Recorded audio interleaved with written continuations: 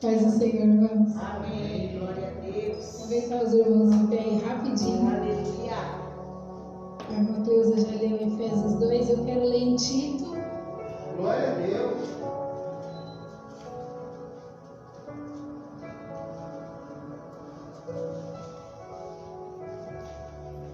Deus grande. Tito, capítulo 2. Orem por mim, irmãos, estou nervosa. Glória a Deus. Aleluia. Oh, Espírito Santo. Tito, capítulo 2. Aleluia, Jesus. E olha aqui, só tem diácono, pastor, presbítero, hoje aqui. Minha perna treme mesmo. Tito, capítulo 2. Amém. Amém. Versículo 11. Vamos ler. Diz assim: porque a graça de Deus se manifestou salvadora a todos os homens.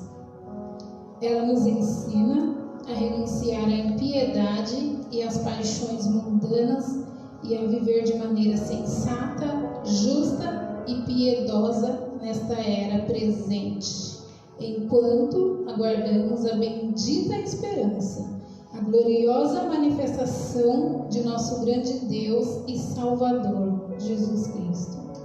Versículo 11: porque a graça de Deus se manifestou salvadora a todos os homens. Amém?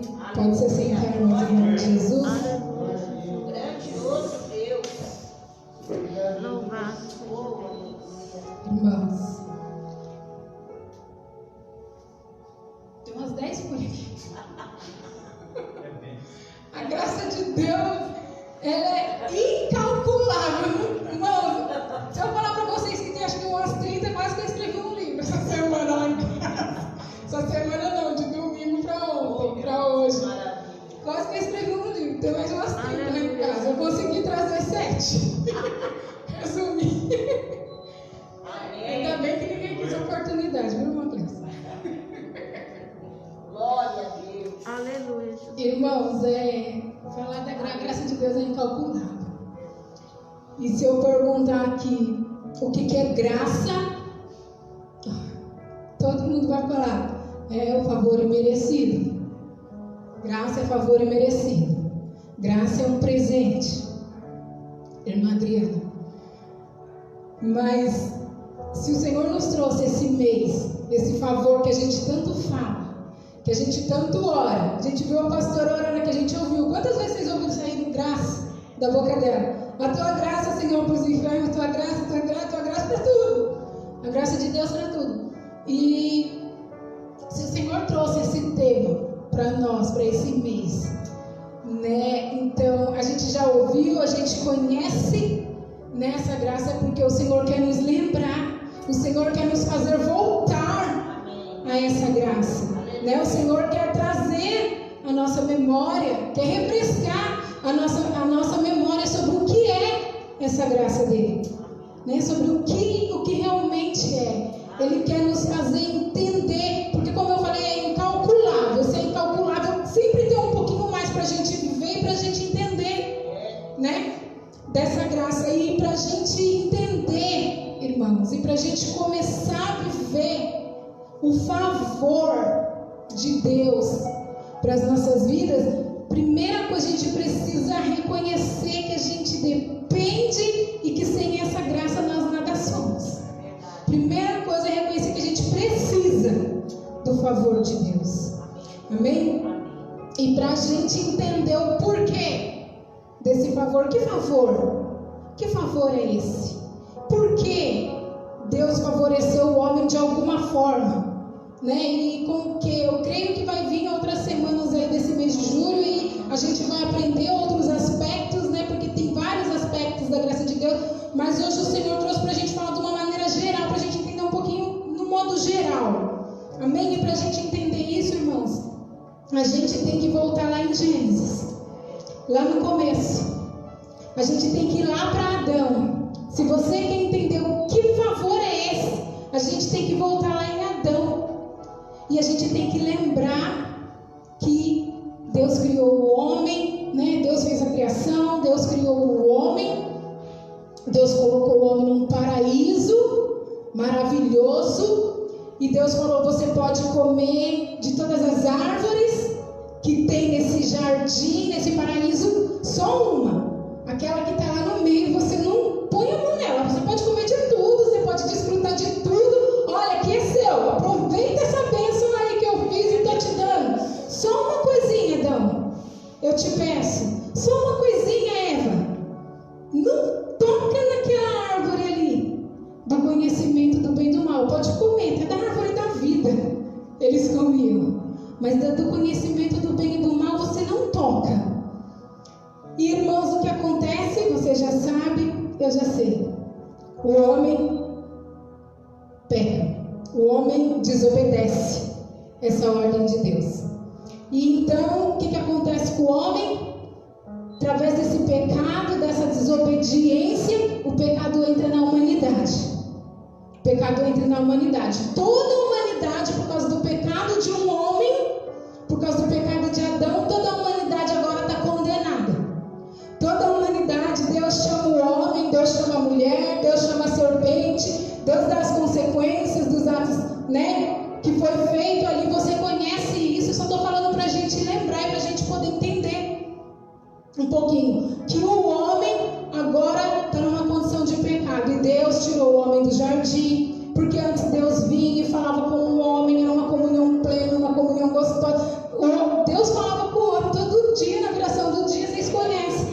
Isso daí, mas o homem pecou, o homem desobedeceu, então agora ele está fora do paraíso.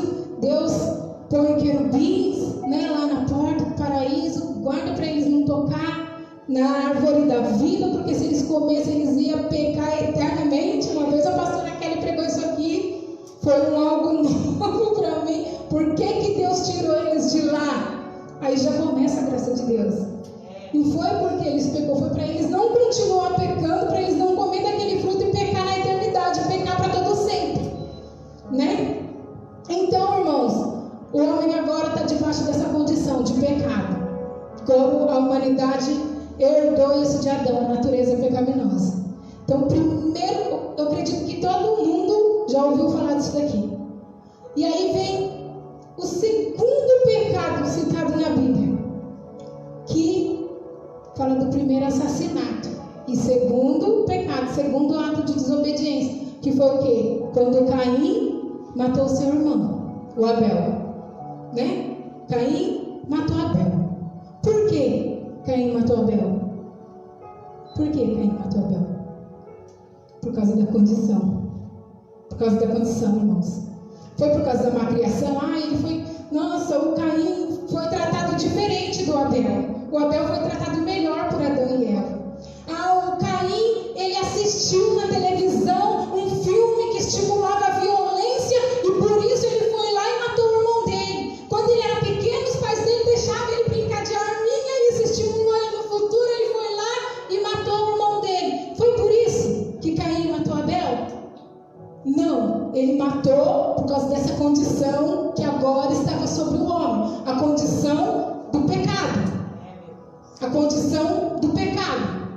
Foi por isso, ele não teve nenhum estímulo externo. Foi o primeiro assassinato. E foi por quê? Por causa da maldade que agora estava no coração do homem. Por causa do pecado que agora dominara a vida, o ser do homem. O ser do homem.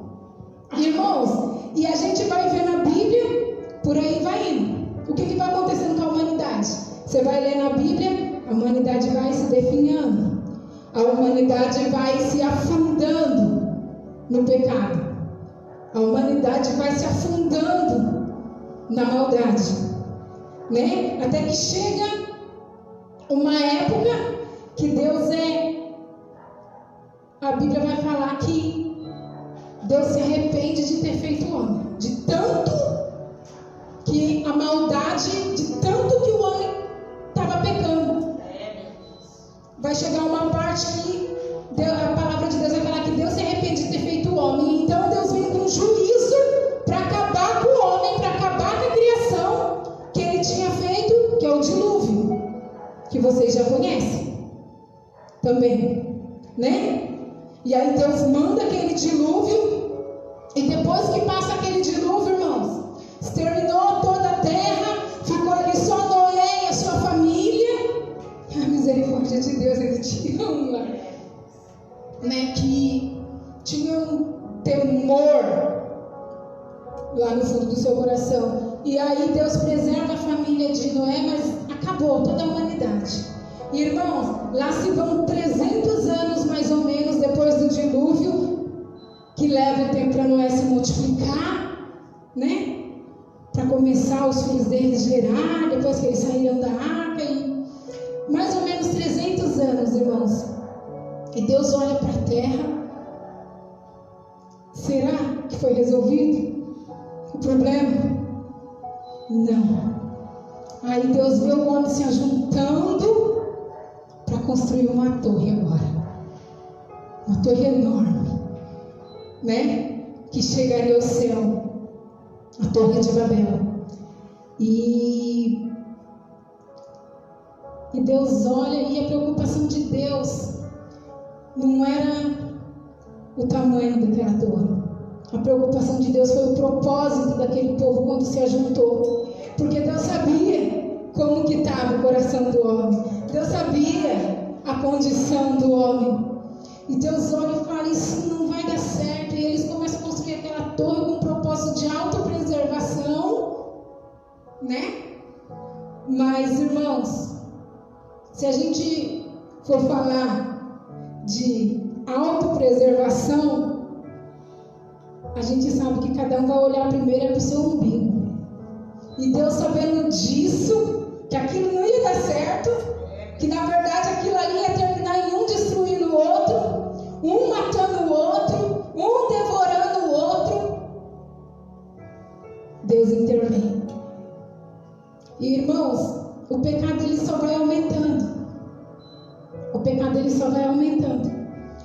E Deus ele vai tentando, ele vendo isso, ele vai tentando, né, trazer o homem de volta para ele. Ele vai tentar trazer o homem de volta para ele. E ele vai fazer o quê? Ele vai levantar as leis, ele vai dar as leis, né? Ele vai levantar homens trazendo palavras, ele vai levantar os profetas, ele vai tentar trazer o homem de todas as formas para o centro da vontade dele. Vai começar, vocês vão ver lá no Antigo Testamento a história dos sacrifícios, né, em favor do pecado. E, irmãos, a gente vai ver que nada disso, nada vai adiantar. Nada, né? Tem uma palavra que fala que o sacrifício ia faltar animais para o pecado, né? Ia faltar animais, não ia ter animais que bastassem para ser sacrificado em favor do pecado do homem. Ia faltar, irmãos. E aí, o que vai acontecer? A gente vai chegar numa parte da nossa Bíblia, né? A humanidade se perdendo, a humanidade se devorando, o pecado aumentando no coração dos homens, irmãos, porque eu falei aqui para vocês que para a gente começar a entender, a viver, a receber esse favor de Deus, a gente tem que reconhecer que a gente precisa. A gente precisa entender isso que aconteceu com o homem. A gente precisa entender que isso aconteceu com Adão, com Eva, na época de Noé, e veio o povo. Irmãos, a Bíblia vem contando o povo de Deus, mas isso refere-se a mim e a você também. Que não era eles só que eram ruins, nós também. Nós também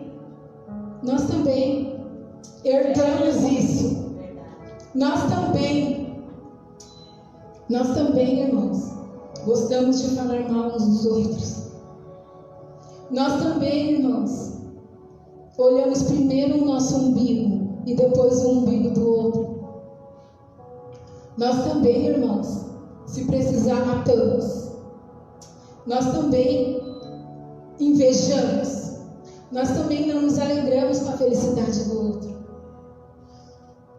A gente precisa aceitar. Se a gente quiser viver a graça de Deus, a gente precisa aceitar isso. A gente precisa entender que a gente está debaixo dessa condição. A gente precisa entender que a gente está debaixo dessa condição. E Deus, irmãos, em meio a tudo isso, vai chegar uma parte nas Escrituras, que é lá no final de Malaquias. Você vai ver uma página em branco, entre Malaquias e Mateus. E essa página em branco, que tem na minha Bíblia, que tem aí na sua Bíblia, essa página representa um tempo de mais ou menos 400 anos que Deus silenciou. E Deus deixou, porque Deus já tinha levantado profetas, Deus já tinha dado as leis para mostrar para o povo: olha que está pecando, o certo é fazer assim, o certo é fazer assim. Deus tentou intervir com os sacrifícios. E aí chegou uma hora que Deus vai ficar quieto. E ele ficou esse período de mais ou menos 400 anos em silêncio. E ele não levantou mais profeta, ele não se moveu, ele ficou em silêncio. E quando Deus não fala, e quando não tem profecia, não havendo profecia, o que acontece? A terra se corrompe. A Bíblia não fala isso? Que não havendo profecia, a terra se corrompe? Irmãos, já estava condenado. Aí Deus fica quieto, não tem mais profecia, não tem Deus falando. Pensa o que virou a terra. Pensa o que virou a terra. Nesses 400 anos de silêncio. E a gente vai estudar um pouquinho, né? E aí essa semana a gente vai estudar e a gente vai lembrar de algumas coisas.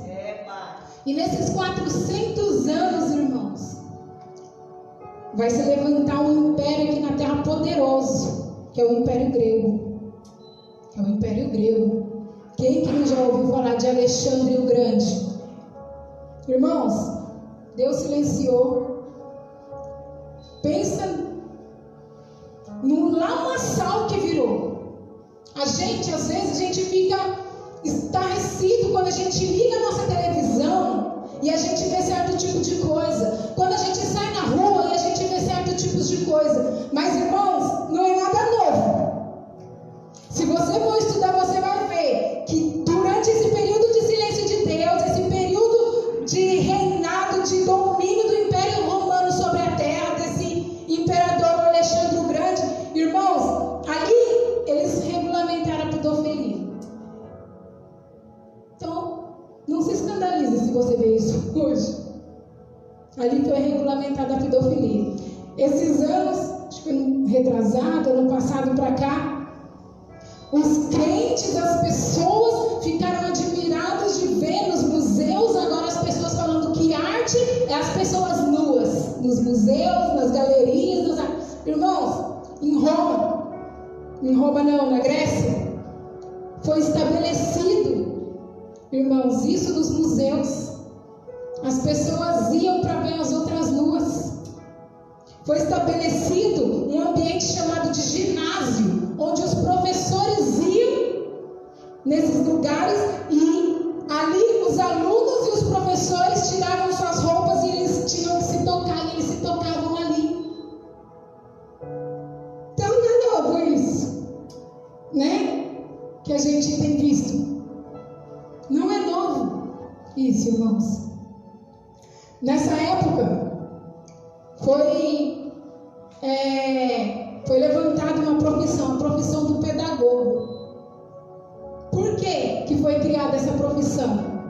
Porque eles precisavam de pessoas para levar as crianças para a escola e trazer as crianças da escola, porque no caminho a criança tinha que estar segura por esse pedagogo para que ela não fosse abusada sexualmente. Isso era livre. E a gente se choca quando a gente vê hoje, né? Essas coisas. Mas isso era livre.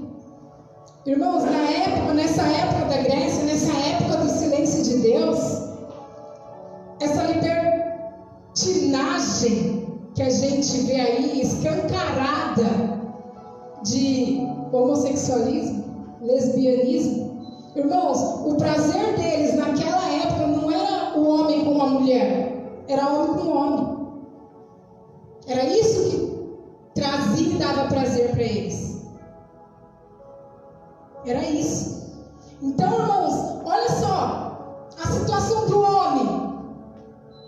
Olha só a situação do homem. Olha só a minha situação. Olha só a minha condição, a sua condição. Olha a minha condição e a sua condição. Afundados na lama do pecado. Irmãos, para nós que, para a glória de Deus, já conhecemos a Cristo, um pouco do favor de Deus, a gente fica enojado hoje dessas coisas, né? Isso causa repulsa na gente. Mas, irmãos, isso era eu, isso era você. Isso era eu, isso era você. E por quê, irmãos? E por quê? Por causa do demônio? Por causa do inferno, de principados, de potestades, de dominadores? Não, irmãos, por causa simplesmente do pecado que está em mim, você, dos desejos internos do ser, dos desejos do ser do homem, dessa condição que foi imposta lá desde o início. Desde o início. E passaram-se, irmãos, mais de 400 anos, mais ou menos 400 anos. E Deus, Ele quebra o silêncio. Deus quebra o silêncio. Deus quebra o silêncio. E aí a gente vai ver uma pessoa vindo no deserto. A gente vai ver uma pessoa vindo no deserto. Irmã, essa pessoa vai começar a clamar. Essa pessoa vai começar a preparar um caminho ainda maior. Meu Deus. Essa pessoa vai começar a preparar o ápice da graça de Deus para nós. Aleluia. Essa pessoa vai começar a preparar o caminho para a nossa salvação, para a nossa redenção. E vem João Batista clamando. E ele vai clamar, irmãos, não para os demônios. Ele não vai clamar para os demônios no deserto. Ele não vai pregar para o inferno. Ele não vai pregar. Ele vai vir pregar para mim e para você. Ele vai vir pregar para a humanidade. Ele vai vir pregar para o homem que, quando ele chegou, ele viu o mundo de cabeça para baixo. Irmãos, quando João Batista chegou para pregar, sabe qual era o prato principal nas festas dos reis? Sabe qual era o prato servido na festa dos reis? Fetos. Fetos. Fetos. Feto, isso aqui é feto? A criança que não foi nem gerada no ventre da mãe ainda. E aí vamos fazer um aborto, vamos tirar esse feto e vamos servir. Gente, comiam-se fetos.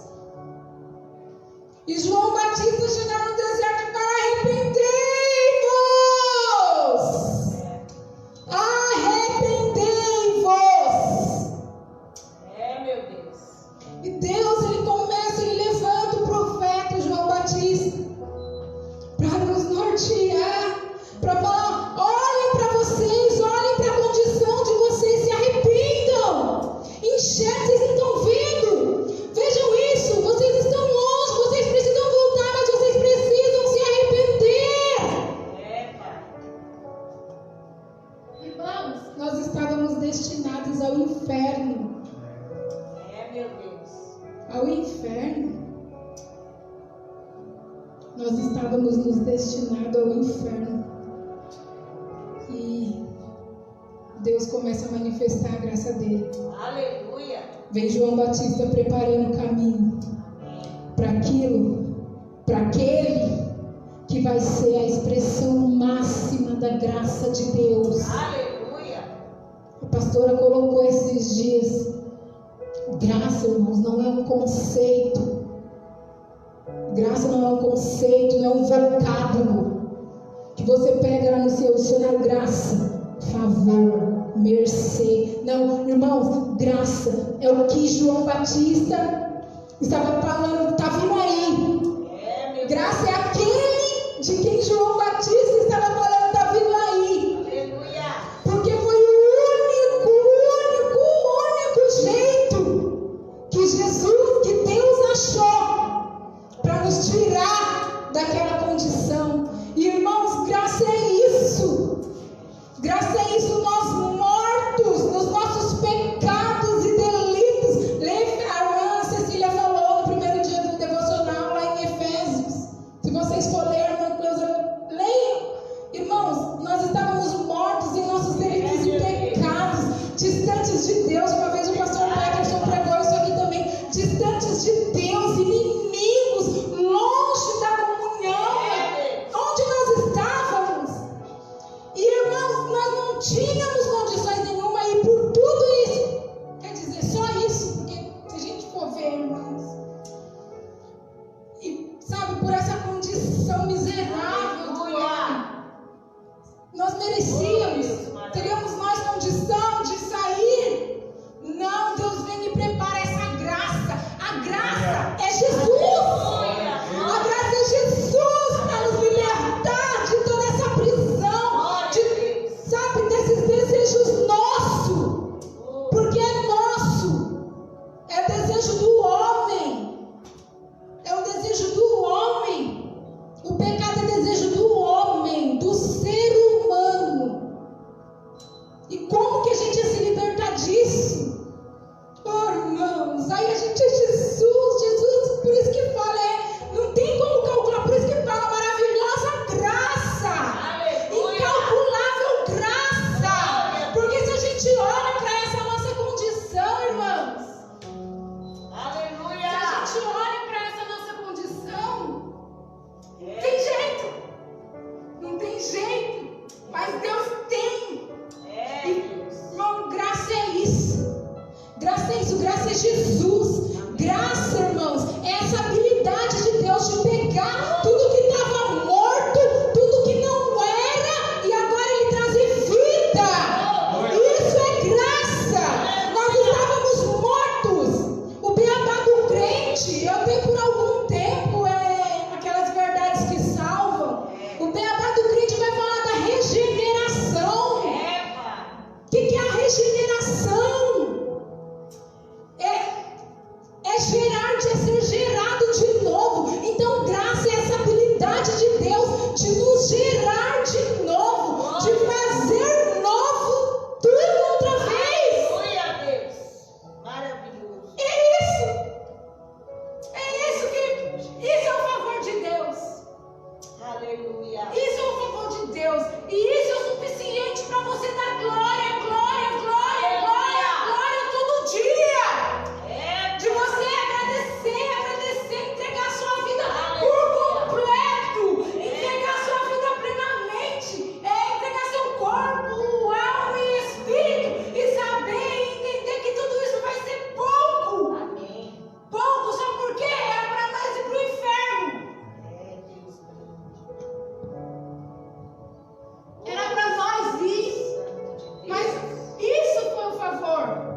Sabe, nessa fase a gente fala muito assim, o favor é merecido. A gente, olha que profundidade, irmãos. Deus.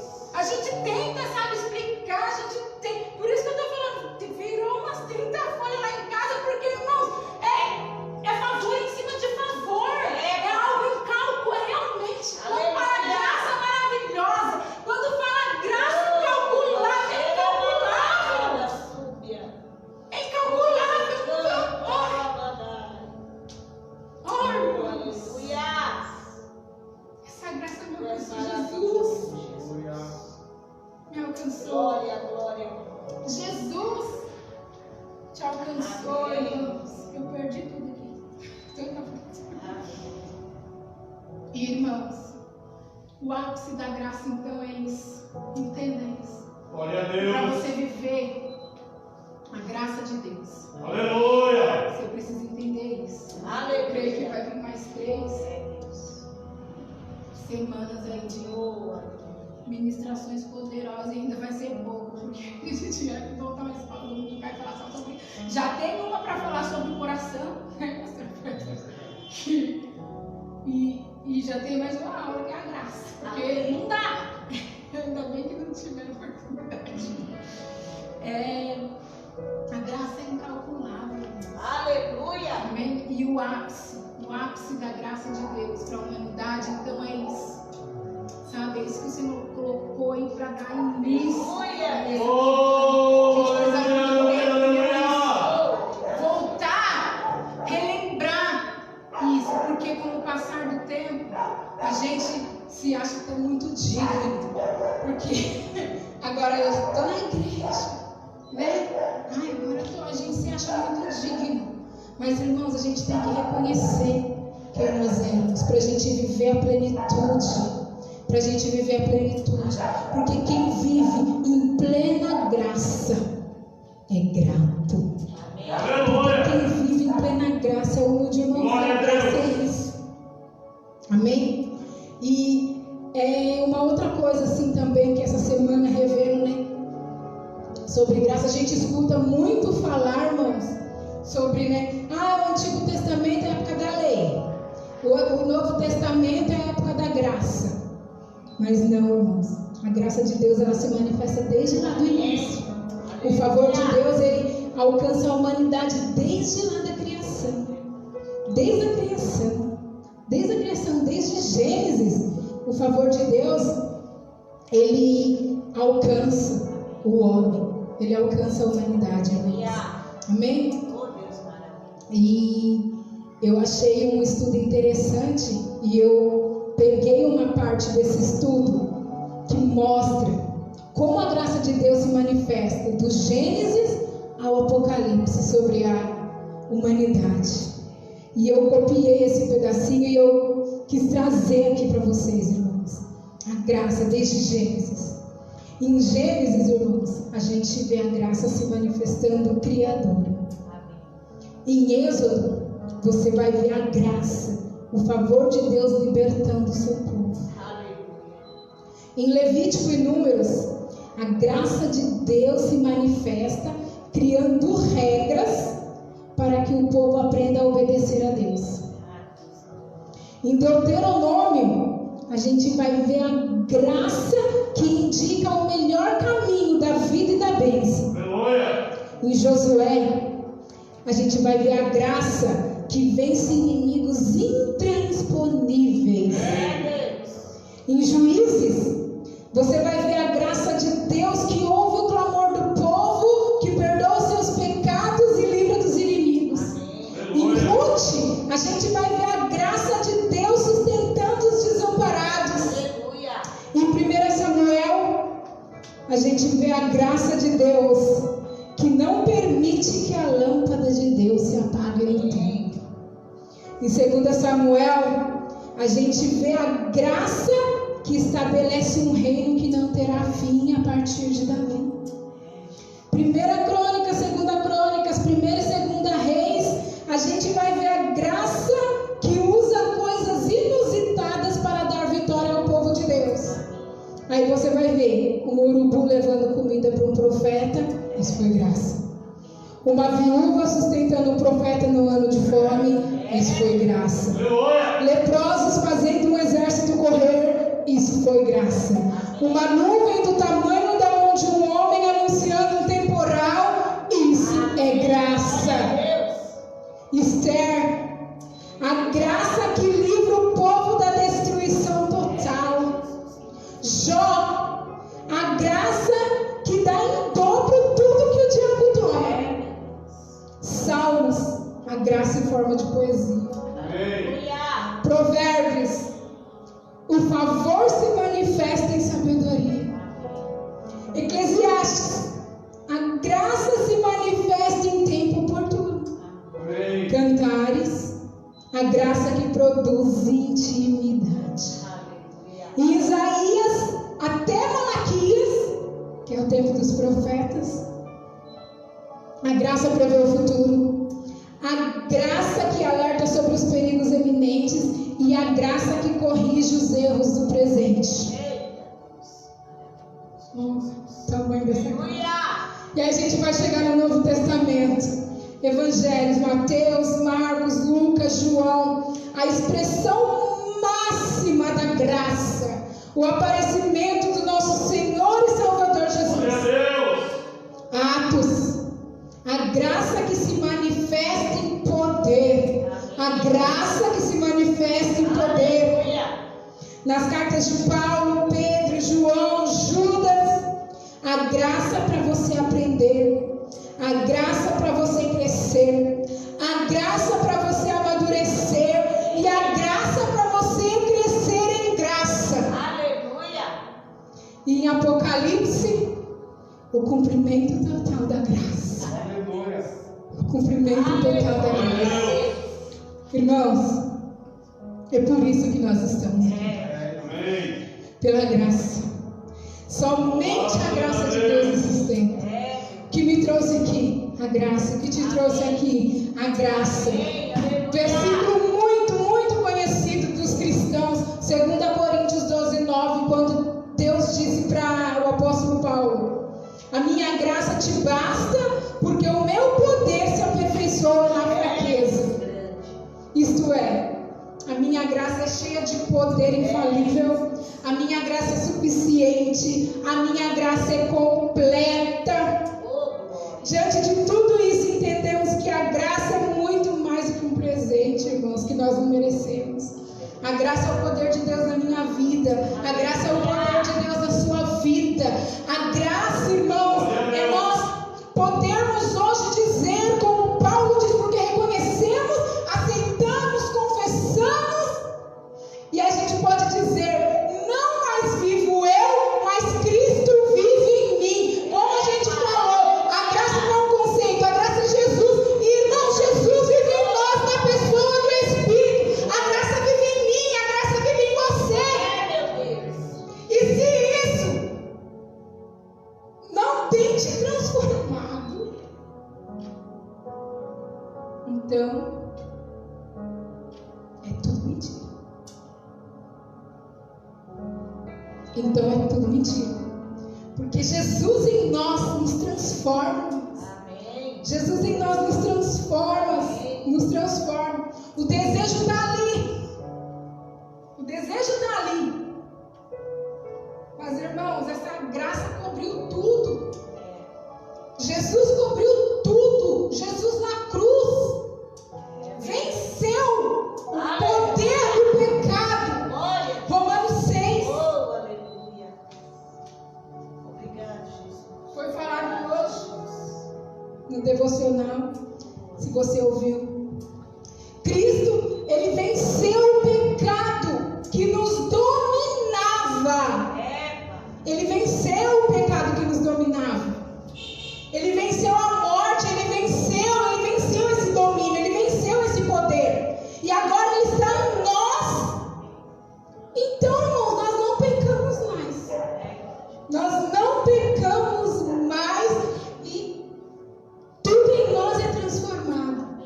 Tudo em nós é transformado, irmãos. Cristo em nós, a gente vai ver que nos salva. Aí vai entrar todos os tópicos dessa semana. Cristo em nós, essa graça, esse ápice da graça de Deus, esse favor pleno em nós, vivendo em mim, vivendo em você, ele vai nos salvar. Que é Efésios 2:8-9. Cristo em nós, a graça de Deus em nós, ela vai nos dar poder para suportar o sofrimento. Filipenses 1:29, Romanos 5:3. Cristo em nós, a graça em nós, vai nos ensinar a renunciar à impiedade e às paixões mundanas para viver de modo justo. Tito 2:11-13. Cristo em nós, a graça em nós, vai nos introduzir com confiança na presença de Deus. Hebreus 4:11. Cristo em nós, a graça em nós, vai nos sustentar. 2 Coríntios 12:9. Esses são tópicos que a pastora passou para devocional dessa semana. Cristo em nós vai nos santificar. Romanos 6. Glória a Deus. E Cristo em nós, a irmã Sinária vai falar amanhã, vai nos fazer generosos. Ô, irmãos, então o homem que não era nada, que estava naquela situação crítica, daquela situação tenebrosa, olha agora o que é o homem. Olha agora o que é nós. Agora nós somos salvos, nós suportamos sofrimento, nós renunciamos, nós entramos com confiança no trono da graça de Deus, nós somos sustentados, irmãos, agora nós somos santos. Irmão, você pode dizer que você é santo. Você que era imundo, eu que era imunda, olha, irmãos, isso. Agora Deus me fez santa. Deus te fez santo, Pedro. Deus te fez santo, Lu. Deus te fez santa, Ruth. Você é santa de Deus agora, Ruth. Você não é mais invejosa, Bianca. Você não cobiça mais. Irmão Carlos, não tem ódio, não mata mais ninguém. Irmãos, agora nós somos santos. Que isso, irmãos? Vamos colocar em pé em nome de Jesus. Santo Deus. Santo Deus. Nome de Jesus. Obrigada, Jesus. Eu quero orar com você, agradecendo. Vamos agradecer, irmãos, por isso. Vamos agradecer.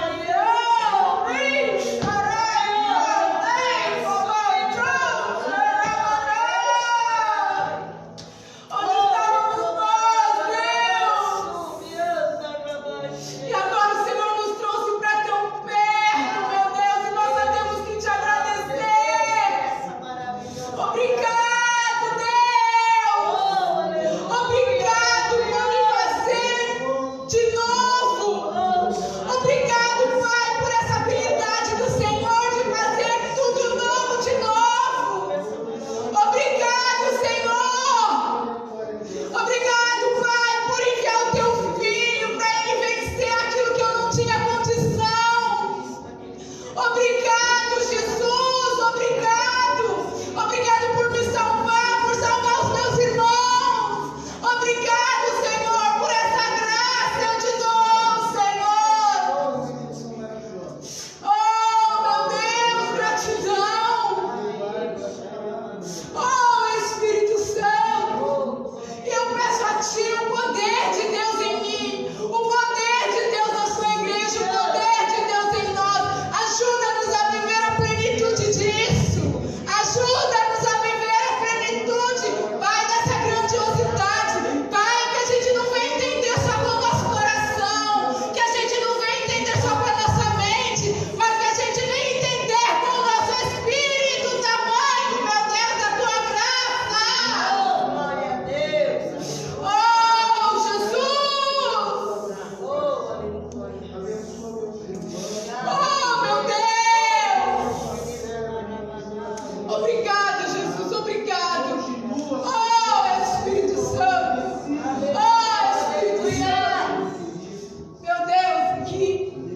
Oh, Jesus. Ajuda-nos, Pai, a vivermos isso no nosso espírito. Ajuda-nos, Pai, a entender a profundidade disso, Senhor, a minha oração. Ajuda-nos a entender, a viver a profundidade, Senhor. Oh, meu Deus, dessa graça, desse favor imerecido. Ajuda-nos a entender, Jesus, a profundidade dessa palavra imerecido.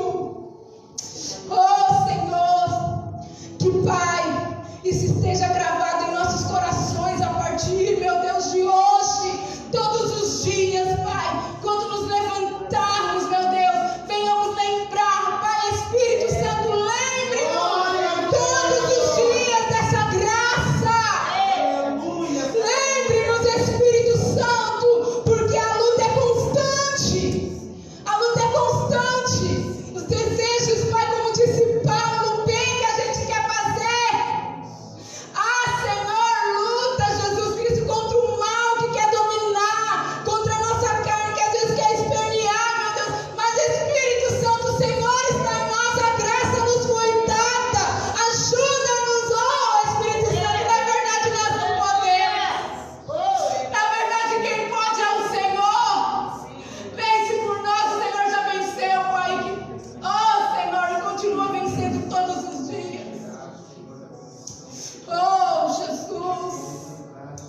te agradeço, meu Deus, eu te agradeço.